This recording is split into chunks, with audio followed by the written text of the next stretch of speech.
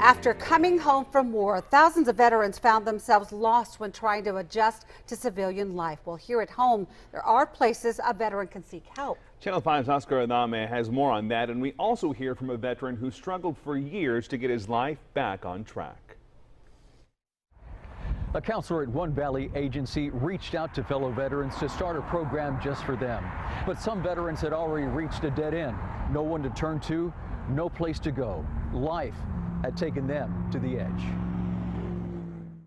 And, have a good conversation. Yeah.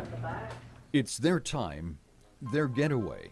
The community has embraced the drop-in center. I mean, they feel, like I said, safe, they feel welcome, they feel, that they can come in and be themselves. The Military Veteran Peer Center in Harlingen is open to all veterans. The only requirement that we have is them to bring a copy of their DD-214 or their VA ID, and that's all that we require from them.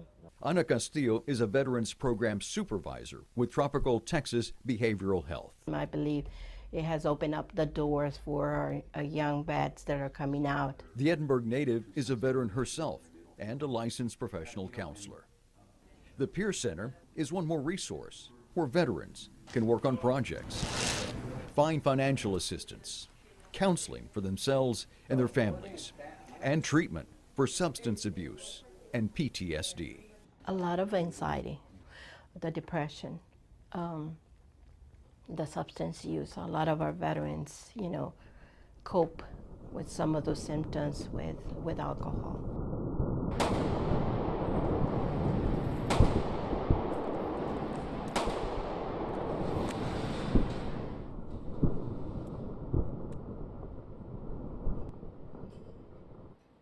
Convincing the veteran that it's okay to say you need help is a challenge. One of my main goals back then was knocking on doors and bringing this awareness. Their training tells them, don't give in. When we ask for help, that makes us feel like we're weak. And talking about it and bringing down that stigma. For many veterans, it's the unspoken battle. We're not like, yeah, come on, like gun-ho. We're not soldiers. It's okay to talk about mental health. It's okay to talk about PTSD. Yeah, we're not supposed to show that side. We're not supposed to be going through that. We're not supposed to have that in us. Many hit rock bottom. Army veteran Victor Zamora of Brownsville served in Desert Storm. We were talking about his children when he had to take a moment.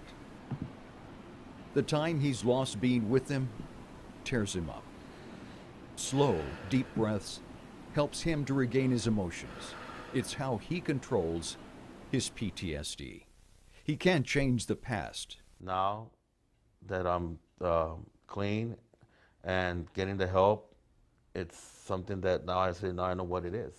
Now I know how to fight it within me. Like I said, I was cutted 13, 14 times.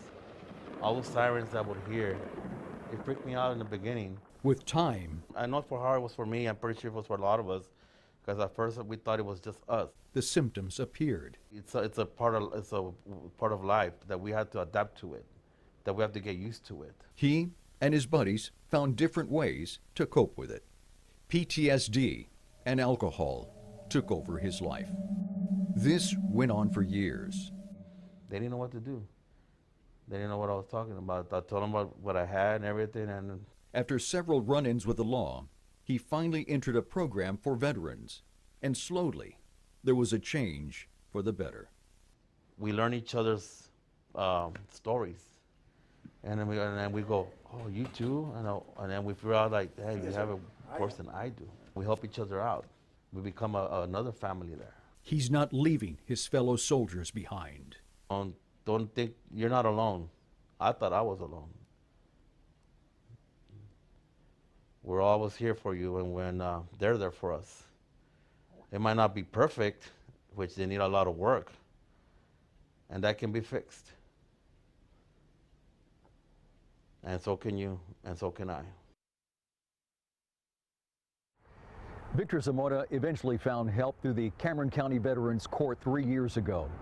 They help veterans who commit crimes that can be connected to their PTSD find recovery through counseling and with the support of other veterans.